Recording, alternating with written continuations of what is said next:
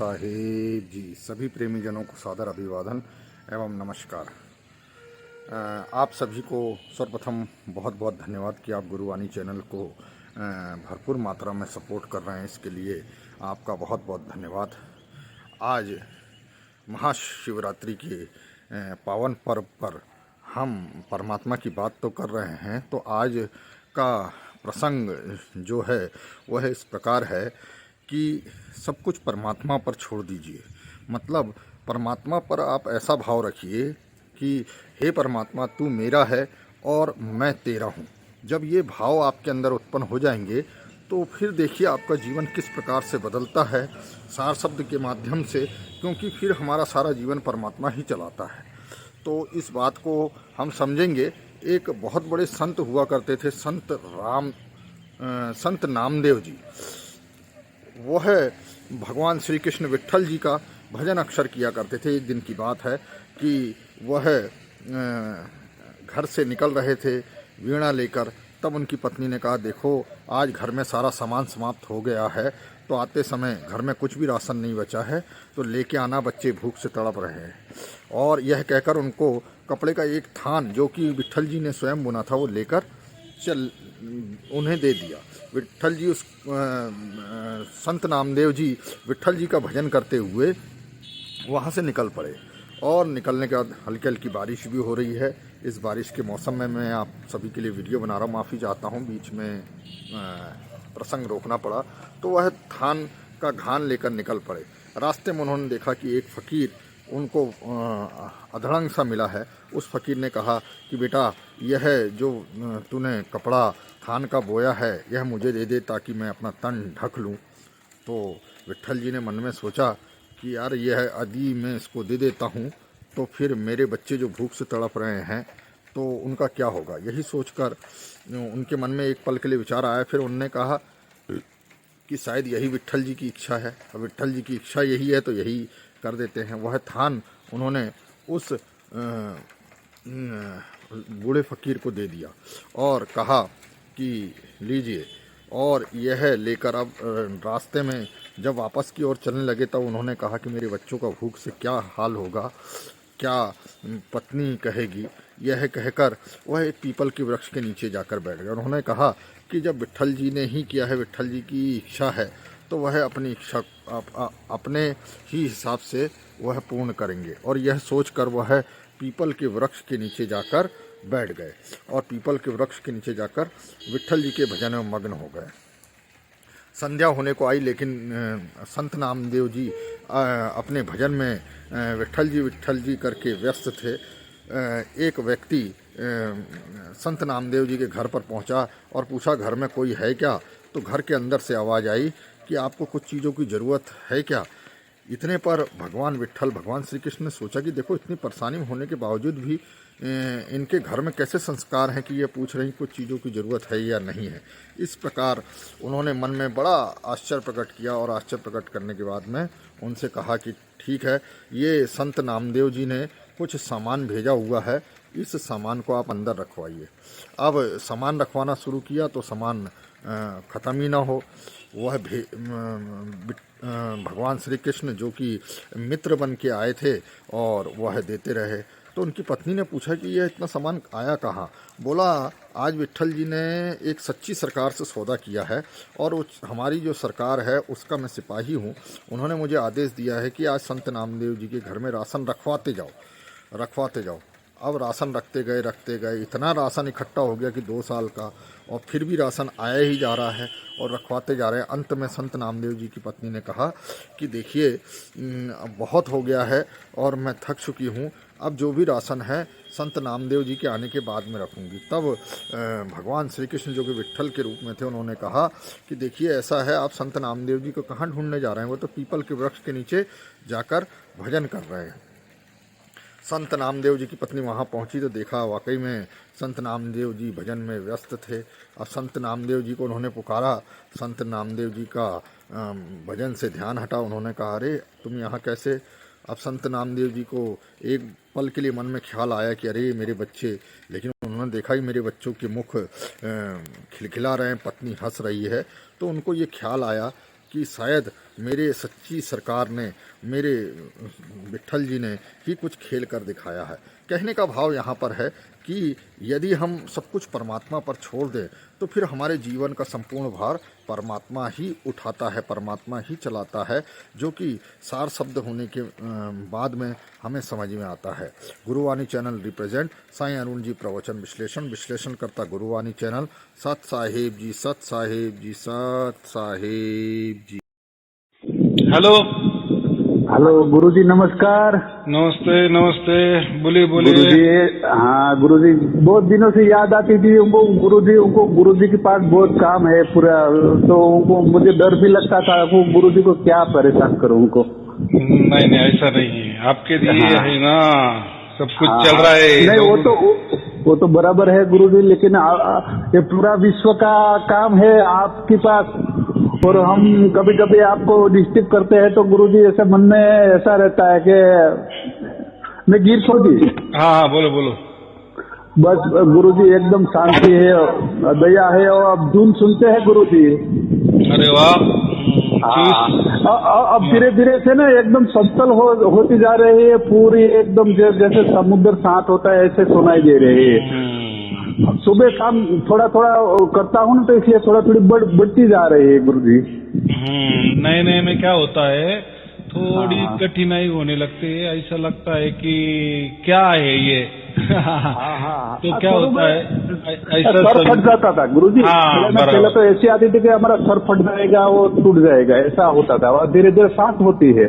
हाँ, कैसा है वो जुड़ाव होता है ना, जैसे कोई भी इलेक्ट्रिक का भी काम होगा, अगर वायरिंग का जुड़ा होता, थोड़ा स्पार्किंग होता है, थोड़ा गड़बड़ होता है, या काम में जैसी दिक्कत आती है, वैसा ही ये आत्मा और परमात्मा का जैसा जुड़ा होता है ना, थोड़ी दिक्कतें आती है। और ये कोई ऐसी अलौकिक घटना है ना, ये कोई घटना मुझे ऐसी कोई मंत्र तंत्र वाली या कोई शारीरिक घटना नहीं ना, ये आत्मा परमात्मा वाली। और ऐसा समझो कि ये किसको मालूम ही नहीं है क्या है क्या नहीं, सबसे बड़ी बात कर, ये सबके लिए नई चीज है ना।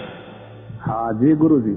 हाँ, इसके बारे में कोई लिखा भी नहीं है कहीं। नहीं जी। हाँ, ये बात गुरुजी, पहले मन में प्रश्न उठते थे, अब सब प्रश्न समाप्त हो गए। कुछ भी ऐसा लगता है यार, सब खिलौना है, धरती आकाश हम ये सब यहाँ सब खिलौना है, सब ऐसा लगता है सर। ऐसा ठीक है, बहुत अच्छी बात है, लेकिन कैसा है देखो, सार शब्द की प्राप्ति जब होती ना, तब दोनों, वो तो सार शब्द तो मेन उसका उद्देश्य तो हमारे मृत्यु के बाद वाला जो हमें मोक्ष मिलने वाला है, मुक्ति मिलने वाली, उसके लिए सार शब्द मुख्य उसका उद्देश्य वो है। और उस मुक्ति और मोक्ष के लिए हम जो अभी जागृति में है ना, जीवित है ना, उसमें ही हमारी तैयारी कर लेता है परमात्मा। देखो बड़ी बात।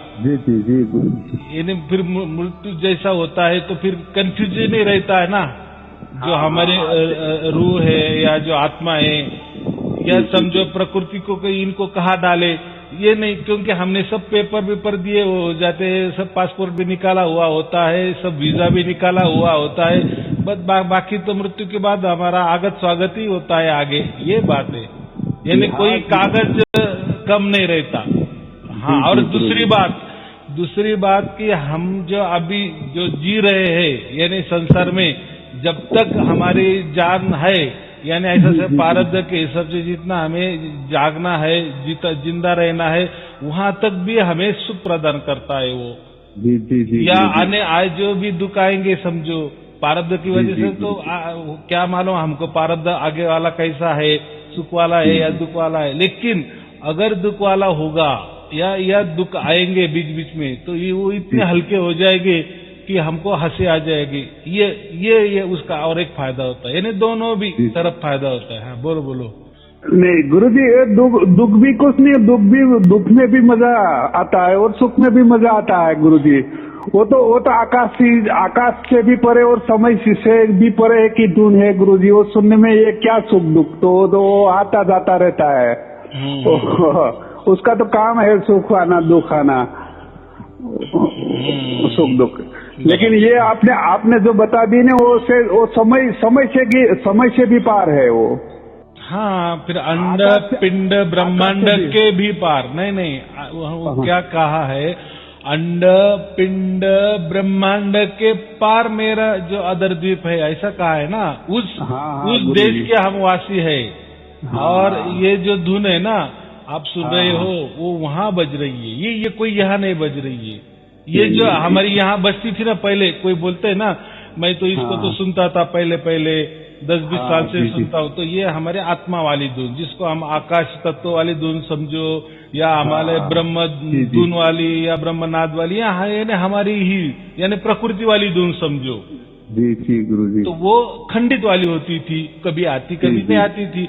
अगर यही जो प्रकृति वाली धुन अगर 24 घंटे हो जाती तो वही सार शब्द कहलाती। लेकिन सार शब्द तो प्रकृति में नहीं है। नहीं जी। यानी अंड पिंड ब्रह्मांड में नहीं है। नहीं। ये बात है। तो बहुत लोग इसमें ही उलझ जाते हैं, ये धुन में। यानी जो हमारे ब्रह्मांड में चल रही है धुनें जो है ना, हमारी आत्मा वाली समझो या ब्रह्मांड वाले भी बहुत सारे धुंडे इसमें ही ये करते हैं और उसमें ही समझ देते हैं कि सार शब्द। लेकिन परमात्मा ने कहा है ना कि 650 बरस के बाद ये वापिस खुला कर दिए। तो 650 बरस के पहले किसी को मालूम है नहीं था ना। नहीं, ऐसी कोई सुविधा नहीं थी। सुविधा भी नहीं, कहीं लिखा भी नहीं है। देखो कबीर सागर में तो खचाखच सार शब्द के बारे में लिखा है, बीजक में भी लिखा है, लेकिन किसी ने भी इस सार शब्द के बारे में प्रवचन किया है आज तक? या ये इसके पहले 5-6 बरस 10 बरस से कोई सार शब्द की बात ही नहीं करता था, क्योंकि मालूम है कि ये नहीं मिलने वाला है। किसने की थी, कोई लोग थे, लेकिन वो क्या बताते, वो बहुत जटिल ये है और उसके लिए बहुत कोटि भाग्य लगता है, पुण्य लगता है, उसी को ही वो प्राप्त होती है। वो छोड़ी दो, बोले वो ना होने वाली चीज है, उसके लिए क्यों हमारे टाइम बर्बाद करे। तो फिर ये मंत्र तंत्र ध्यान बीन विधि क्रिया कर्म योग याग इस पे ही सब चलते थे। हाँ जी गुरु जी। और जब परमात्मा सार शब्द देता है ना, तो उसके साथ भेदी गुरु भी देता है। और भेदी गुरु एक ही होता है, उसकी कोई गुरु परंपरा नहीं होती ना। नहीं जी गुरु जी, वो पूरा विश्व के लिए होता है। हाँ, जैसा समझो कोरोना आ गया, उसके बाद वैक्सीन भी निकली ना। देखो वैक्सीन भी कब निकली, कोरोना आने के बाद ही निकली ना।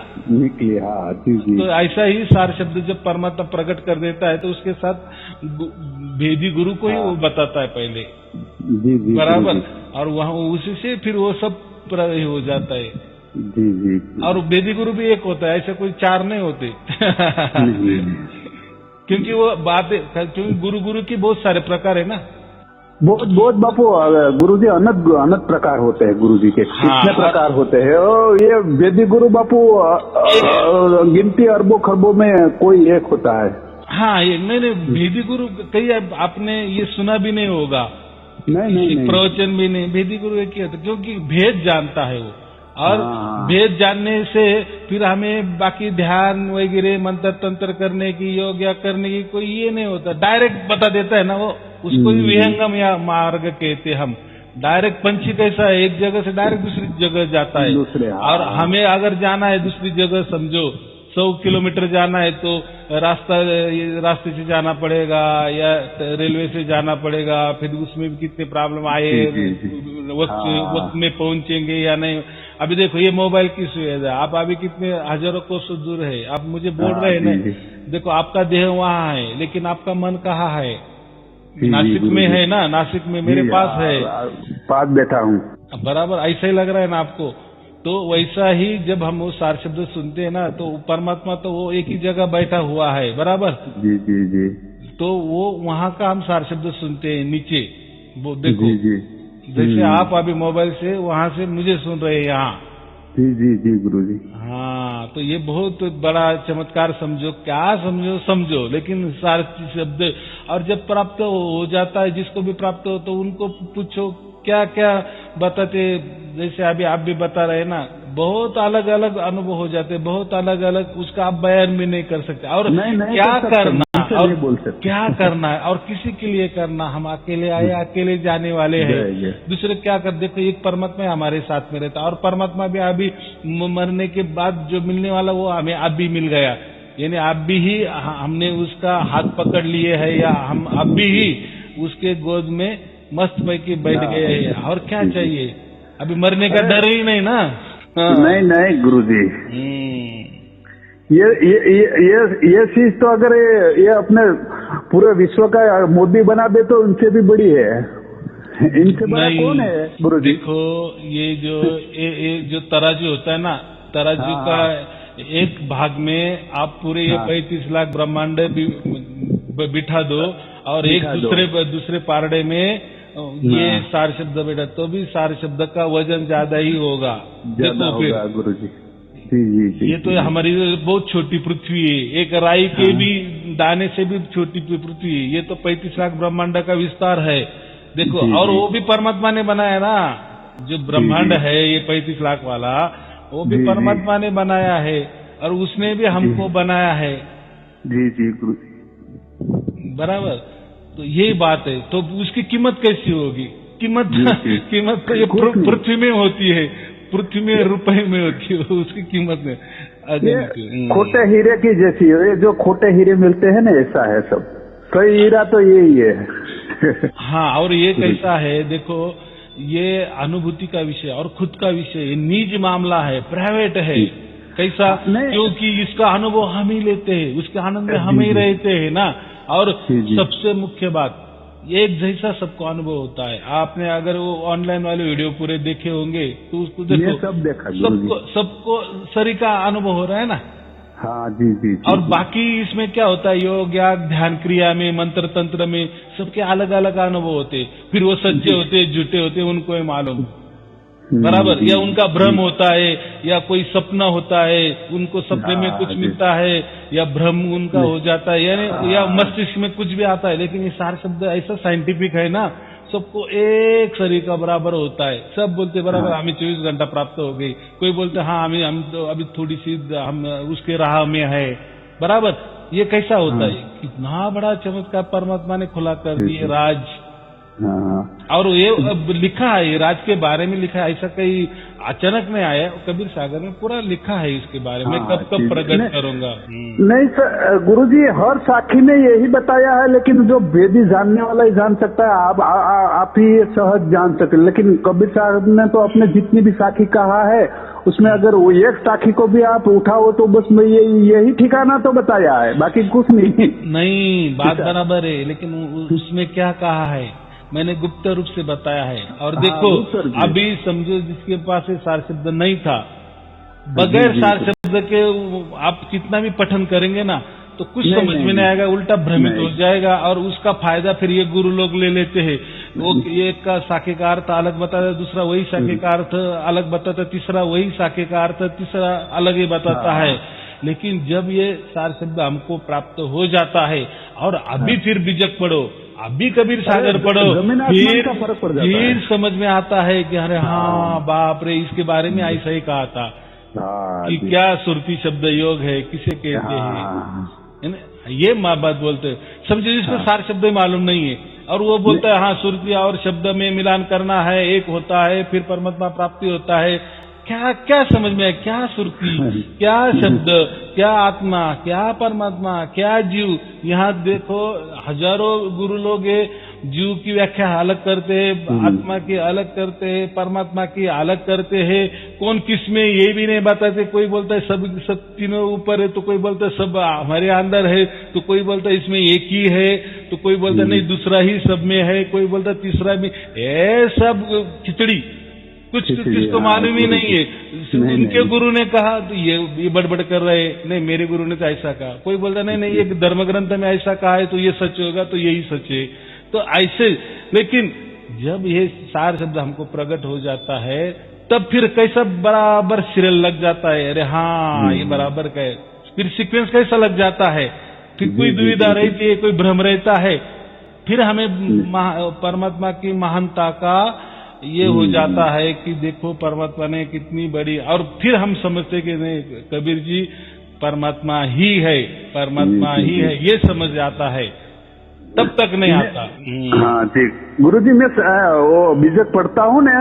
हाँ गुरुजी तभी अभी में जमीन आसमान ने एक एक का पूरा अपने अंदर ऐसे ही जवाब आ जाता है। जो वो साखी में पढ़ता था हूँ, जाप मरे अजपा मरे अनहद मर जाए, जाको सीत शब्द में ताको काल न खाए। तो यही है ना आपका सार शब्द, यही है। हाँ, उसमें सीत लगे या उसको काल नहीं खाता।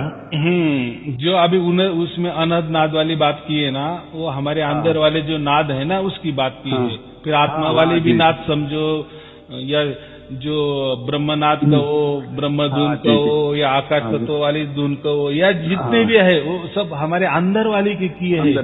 देखो जाप का प्रकृति वाली है। हाँ, प्रकृति वाली। जाप कहाँ होता है? हमारे हाथों से होता है, मुंह से होता है, बराबर। अजपा कहाँ होता है? नाकों से होता है, श्वास से होता है। और उसके ऊपर मस्तिष्क में ये जो बज रहे ना बाजे, जो 10 प्रकार के बाजे, उसमें हमारा भी बाजा एक है, बराबर। तो ये तीनों में नहीं, यानी ये पूरे शरीर में आप ढूंढो ही मत उसको क्या क्या है। इसलिए तो ये जो पूरा शरीर है ना, ये पूरा शरीर हमारा पिंड, अंड और ब्रह्मांड का पूरा प्रतीक है, एक बीज है, एक बीज है। तो इसमें नहीं जाने का बोले, इसलिए छलांग मारने को बोले, ये छोड़ी दो, ये शरीर छोड़ी दो, डायरेक्ट मैं मेरा वहाँ ठिकाना है, आदर स्थान मेरा वहाँ है, वहाँ आ जाओ। तो इसलिए फिर वो किसको बुला रहे, कौन आ जाओ? तो वही आत्मा, यानी उसका बच्चा। इसलिए आप परमात्मा के अंश है ना। जी गुरु जी। हाँ, और जब तक हम खुद को परमात्मा का अंश नहीं कहते, आत्मा नहीं कहते, जीव कहते, तो फिर हम भ्रमित होके 84 लाख योनि में हमारा आवागमन चलो रहता है। सीधा हिसाब है, उसमें क्या है। लेकिन अभी जिसका पूरा हो गया आवागमन, या उसका भाग्य अभी खुल गया, तो फिर वो पुकारता है, अपने रूह से पुकारता है अपने परमात्मा को, अपने बाप को। फिर बाप बराबर उसको खींच लेता है, हो गया मिलान। उसको सुरती शब्द कहते हैं योग। कितना सहज है। जी एकदम सहज है गुरुजी। वो कबीर जी ने बीजक में उसका भेद बताया, लेकिन किसी को मालूम नहीं है। वो उसमें एक साखी में भूल गया गुरुजी, अपने सर से 7 सांख ऊपर है ना, वो मैं रहता हूँ। ऐसा कबीर जी ने एक मैं बीजक में पढ़ा, अपने जो मस्तक है ना उससे 7 शंख ऊपर, तो वो 7 शंख ऊपर ही सुनाई देती है। नहीं वो उसका हिसाब नहीं लगाना। देखो ये जो हमारा पूरा शरीर ना, उन्होंने क्या बताया, यही हमारा अंड पिंड ब्रह्मांड है, बस ये। और मेरा ठिकाना अंड पिंड ब्रह्मांड के बाहर है, माने ये शरीर के बाहर है, बस इतना ही समझ में देना। वो कोई मोज पट्टी नहीं है उसकी।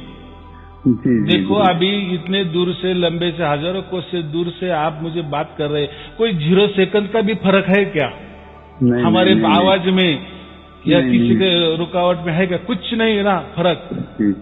तो वैसा ही वो कितना दूर है, उसके हमको क्या करना है। लेकिन हम वहाँ की धुन सुन रहे हैं ना नीचे, जैसे अभी आप मेरा आवाज आपके यहाँ घर बैठे सुन रहे हो ना। जी गुरुजी। क्या यही ये लगाने का, दिमाग लगाने का बस कितना सहज है ज्ञान। देखो अगर पहले के जमाने में ये मोबाइल नहीं था, तो वो अगर ऐसा किसी ने बताया भी होगा कि ये जो धुन आप सुन रहे हैं ना, सार शब्द वाली, वो वहाँ चल रही है और सुन रहे, तो कैसा विश्वास होगा? देखो ना। तो उसके लिए परमात्मा क्या बताते होंगे, आप अंदर ही सुनो, लेकिन कान बंद मत करो, आंख बंद मत करो, बस हमारे आपके अंदर ही। फिर समझने वाला समझ में जाता है। जहां भी आंख खुला करने को बोले, कान खुले करने को बोले, इसका मतलब प्रकृति में नहीं बोले, ये सांकेतिक भाषा होती थी तब की। अभी ये मोबाइल का जमाना, इसलिए मैंने मोबाइल का उदाहरण दे दिया और आपको एकदम पसंद आ गया। अगर जिसको मोबाइल के बारे में कुछ मालूम नहीं है और आपके बाजू में कोई खड़ा होगा और आप उसको बोलेंगे, अरे मैं महाराष्ट्र नासिक में बात कर रहा हूँ गुरुजी से, तो उसको मालूम नहीं, वो क्या बोले, क्या बात करे, बड़बड़ कर रहे, आप यही कोई मशीन में कुछ तो भी बोल रहे हैं और बोल रहे मैं नासिक में बोल रहा हूँ, तो नहीं समझ में आएगा ना उसको। नहीं आएगा, नहीं आएगा। तो उसके हिसाब से आप कौन हो गए? वो तो उसकी कृपा होगी ना, वो ही समझेगा, बाकी यहाँ लाखों में कोई नहीं समझता।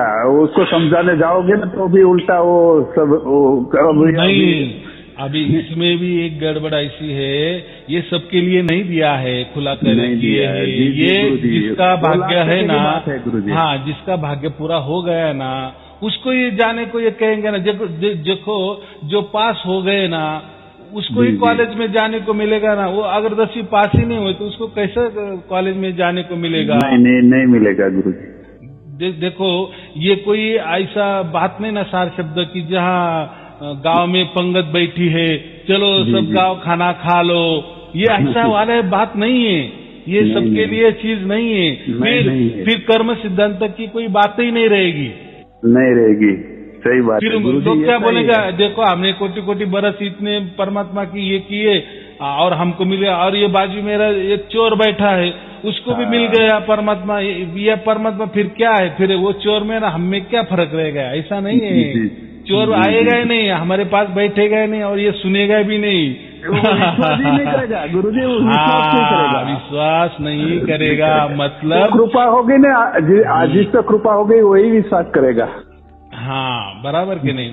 तो जी, यही जी, बात जी। है। तो इसीलिए उसको भाग्य क्यों कहा है? जब जिसका भाग्य पूरा होता है उसको ही मिलता है, और उसके लिए ही ये प्रकट होता है, सबके लिए जी, नहीं जी। प्रकट होता ये कोई, जी, जी, जी। मैं अभी उदाहरण दिए ना, ये कोई गांव भोजन नहीं है, चलो भोजन कर लो, या कोई गर्दी जमा करनी है, लाखों की भीड़ में आ जाओ, कोटि की भीड़ में आ जाओ। नहीं, और ये कोई गुरु गद्दी का भी खेल है। देखो, अगर कोई गुरु गद्दी का खेल होता, कोई पंथ का खेल होता, कोई धर्म का खेल होता, तो परमात्मा ने उनको ही दे देता, और वही बोलते कि ये मैंने अमुक अमुक गुरु को दे दिए, या अमुक अमुक गुरु गद्दी को दे दिए, या अमुक पंथ को दे दिए, उनके पास से जाके आप ले लो, ऐसा कहा होता ना। लेकिन ऐसा नहीं कहा।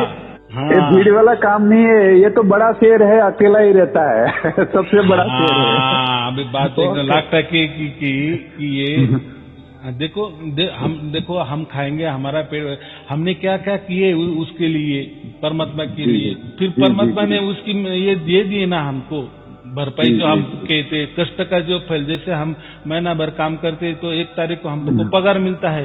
ये पगार किसका मिलता है? 1 महीना हमें काम के। वैसे ही ये सार शब्द का ये जो बहुत बड़ा गिफ्ट है या भेंट है, अलौकिक, ये जो भेंट है, ये किसको मिलेगी? जिसने किया उसको भेंट मिलेगी। कोई भी आएगा और कोई भी मुझे भी दे दो, ये ऐसा नहीं चलता है। तो इसीलिए लोग बोलते हैं ना, ये इसका बहुत बड़ा प्रसार प्रचार होना चाहिए, कोई बड़ा सत्संग होना चाहिए। अरे नहीं नहीं नहीं नहीं नहीं, ऐसा होता तो फिर मैं 2 बरस से ऐसा क्यों कह रहा हूँ कि मेरे वीडियो कहीं आप शेयर भी मत करो। परमात्मा बराबर जिसको है ना, जिसका हो गया उसको बराबर बुद्धि देगा, और वो बराबर वीडियो सुनेगा, और उसको बराबर लग जाए। क्योंकि लखाने का काम कौन करने वाला है? परमात्मा करने वाला है। मैंने तो सिर्फ भेद बता दिए ना। जी गुरुजी। और फिर लखाने के लिए परमात्मा आता है। जी गुरुजी। हाँ, तो फिर देखो, फिर ऐसा किसी को भी दे दो, परमात्मा क्या फिर ये भी निकाल लेगा। फिर कैसे क्या तू गुरु भेदी गुरु है? ऐसा नहीं होता। वो सब देखो, किसी भी कंपनी का कंट्रैक्ट देना होता है ना, तो सब उसका आगा पीछा देखा जाता है कि नहीं, हिस्ट्री चेक की जाती है कि नहीं, तब हम उसको कंट्रैक्ट देते हैं ना। वैसा ही ऐसा समय परमात्मा ने दिया तो मेरा आगा पीछा सब कुछ देखा होगा ना, कि ऐसे ही किसी ने आया किसी को दे दिया, ऐसा नहीं होता। परमात्मा कभी, परमात्मा से भूल होगी क्या? चलो, आदमी से भूल हो जाती है। वो घर में भी अपना बाप होता है ना, वो कैसा काम कौन लड़का क्या कर सकता है उसको मालूम रहता है, उसी हिसाब से उसको देता है काम। बराबर, ये लायक है। लाख टके की बात आपने की। तो ये 35 लाख ब्रह्मांड चलाने वाला परमात्मा ऐसा किसी को भी देगा, किसी को तो मालूम है ना। और देखो ना, मुझे मालूम है तो मैं तो किसी को ये भी बताता, मैं तो खुला कहता हूँ, भाई देखो मेरा कोई धर्म नहीं, कोई मेरा कोई पंथ नहीं, कोई मेरी गुरु गद्दी भी नहीं, कोई प्रणाली भी नहीं है। अभी परमात्मा मेरे को क्यों दे, ये आप खोज करो, जाओ गूगल में टाइप करो, मैं क्या हूँ क्या नहीं, आज तक क्या किए क्या नहीं। तो ये तो फिर आपको तो समझ में आएगा ना क्यों दे दिया है। अगर कोई किसी ने दावा किया कि नहीं मुझे भी, मेरे पास भी सारे शब्द, ठीक है तेरी भी हिस्ट्री तो होगी, आजकल तो सब खुला है ना। आज तो ऐसा तो कोई ये नहीं है मन से बात करेगा, नहीं नहीं परमात्मा ने मुझे ठीक है दिया, अच्छी बात है, लेकिन आपका कोई आगा पीछा क्यों दिया, कुछ तो भी तो बताना पड़ेगा ना लोगों को। लोग तो पूछने वाले ही है ना, उनका भ्रम तो दूर होना चाहिए कि नहीं। जी जी गुरु और ये वो भी बात जान दो, ये कोई मान बढ़े की बात नहीं ना। नहीं, देखो नहीं, पूरा जी, उसका जीव का खेल है, जीवन का खेल है ना। खेल है। किसी के जीवन को खिलवाड़ करने का हमको क्या अधिकार है, बराबर। जी जी इसीलिए मैं किसी से पैसे भी नहीं मांगता, मैं किसी का नाम भी नहीं पूछता। देखो मुझे मालूम है ना, मैं पोस्टमैन जैसा काम कर रहा हूँ, आपका खत लिखा है ना परमात्मा ने, बस मैंने आपको पहुंचा दिए। अभी परमात्मा ने उसके अंदर क्या लिखा है वो परमात्मा जाने और आप जाने। मेरा काम आप सिर्फ देना है आपको खत, कि देखो अभी आपको प्रकट होने वाला है, परमात्मा आपके अंदर आने वाला है और आपको सात शब्द लखाने वाला है, वो लखा लो, बस मेरा काम खत्म। वेदी गुरु क्या कर सकता है? आया समझ में? गुरु जी। हाँ, तो ये पूरी दुनिया में सब लड़के हैं, आपको ही सुना है कबीर जी ने गुरु जी। नहीं, बराबर है। मैं तो वही बोलता हूँ, उसको भेदी गुरु कहते, बाकी कुछ नहीं। और ये बाकी गुरु से अलग होता है। ये भेदी गुरु कोई उसकी प्रणाली नहीं होती, कोई गुरु गद्दी नहीं होती, ये अलग ही होता है। जी तो दिया, और वैसा लिखा है ना उन्होंने। हाँ कबीर सागर में 650 बरस पहले ही लिखा है, सब कुछ बता दिए है। हाँ जी गुरु जी। तो वो भी जाने दो, हमें वो मान बढ़ाई में भी नहीं आना है। देखो आपको मिल गया, बस आपका भाग्य था, आपका ही कष्ट का फल है। अभी वो लो, मस्त की सुमिरन करो, पूरा जीवन परमात्मा को अभी अर्पण कर दो, सुमिरन समर्पण, और विश्वास रखो। विश्वास में ही परमात्मा है, विश्वास ही पर कबीर जी है, ये भी मैंने बता दिए। और खुशी और आनंद मनाओ। अभी कोई ध्यान भी मत करो कि परमात्मा मुझे मिल गया, ये खुशी में रहो। नहीं तो अगर वापिस आप ध्यान करोगे या कोई नाम मंत्र का जाप करोगे, तो फिर परमात्मा भी क्या बोलेगा? देखो बच्चे को इतना भी देने के बाद वो वापिस अभी ये किस नाम की बात कर रहा है, या किस ध्यान भी किस लिए कर रहा है, ये इसलिए ध्यान नहीं करना, उससे परमात्मा का अपमान हो सकता है, बराबर। परमात्मा तो कोई मान बढ़ाई वाला नहीं है, वो तो षड्रिपु से भी बाद वाली बात है। परमात्मा के अंदर तो कोई ये नहीं है, षड्रिपु तो नहीं है, वो तो जीरो षड्रिपु वाले होते हैं। लेकिन हमसे अपमान नहीं होना चाहिए। देखो, और जो भी गुरु लोग कोई नाम देते हैं, बाद में बोलते हैं कि हम देने वाले, तो ऐसा नहीं। पहले नाम बातें नहीं, कोई नाम यहाँ तैयार हो गए, प्रकृति में तैयार हो गए, और जो भी प्रकृति में तैयार होता है प्रकृति में मिट जाता है। नाम भी बनाए तो यही आएंगे, यही कि मिट जाएंगे, या उसका फायदा होगा तो प्रकृति में फायदा होगा, लेकिन परमात्मा प्राप्ति के लिए उसका कोई फायदा नहीं होगा। कोई बोलेगा ध्यान करो फिर परमात्मा प्राप्त होगा, सार शब्द, वो भी झूठी बात है। क्योंकि ऐसा ध्यान से प्राप्त होता है तो फिर सबको ही प्राप्त होना चाहिए। और सब लोग बहुत दिन से ध्यान कर रहे, कान दबा दबा के ध्यान कर रहे, या कोई खुले कान से भी ध्यान कर रहे, तो उनको क्यों नहीं प्राप्त हो गया फिर? तो ये ध्यान वाली बात नहीं। देखो अभी आपने आपका स्कूल हो गया, कॉलेज हो गया, बड़ी बड़ी इम्तिहान दे दी, इसलिए आपको नौकरी मिल गई ना बड़ी। जी गुरु जी। हाँ, क्या वो नौकरी वाला मैनेजर तो मेरा साला ही था, मैं तो डायरेक्ट उसके पास जाता तो मेरे को जल्दी नौकरी दे देता। लेकिन साला भी हो लेकिन आपने कुछ उसका है क्या आपके पास सर्टिफिकेट, कोई सिक्के है क्या, तो ही देगा ना। तो ऐसा ही होता है, ये आपका एक कष्ट का फल है। ये बात होती है ना। चलो ठीक है, तो और कुछ पूछना है?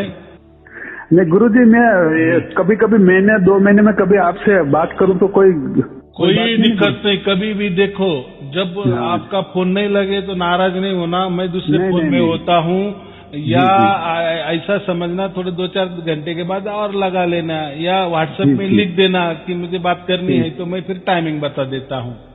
जी। देखो मेरे मुझे व्हाट्सएप में लिखना बिखना तो कुछ इतना मुझे नहीं आता। देखो करते रहे ना, फोन करना, मैंने उठाया तो अच्छी बात है, नहीं उठाया तो समझ लेना गुरुजी दूसरे फोन पे बात कर रहे हैं, क्योंकि 2-3 फोन है, 2-3 नंबर है ना। अभी कैसा है, कारोबार थोड़ा बढ़ गया है ना, बहुत सारे लोगों को हो रहा है, तो उनके फोन पे आते, बाकी कुछ नहीं है। चलो ठीक है।